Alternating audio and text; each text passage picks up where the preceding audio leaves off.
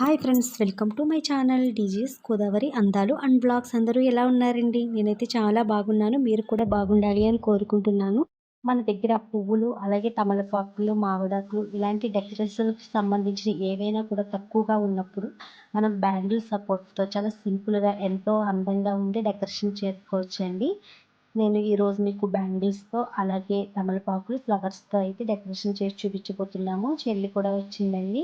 నాకు ఈ ఐడియా అయితే చెల్లె ఇచ్చింది. ఇలా బ్యాంగిల్స్ పెట్టి మధ్యలో దీపాలు ఇవన్నీ పెడితే డెకరేషన్ చాలా బాగుంటుంది అక్క. చాలా త్వరగా కూడా అయిపోతుంది. ఇలా పూజల టైంలో మనకి పూజలో హడావుడిగా ఉంటాం కదండి, మార్నింగ్ నుంచి ఏమైనా చేసుకోవటం ఇవన్నీ కూడా. అలాంటి టైంలో డెకరేషన్ అంటే పెద్ద కష్టంగా అనిపిస్తుంది. ఇలా పూల రేకలతో, కొద్దిగా తమలపాకులతో చాలా సింపుల్గా బ్యాంగిల్స్తో అయితే డెకరేషన్ అయిపోద్ది. మాకు హాఫ్ అన్ అవర్ కూడా పట్టలేదండి. 10 మినిట్స్లోనే డెకరేషన్ అంతా కూడా పూర్తయిపోయింది.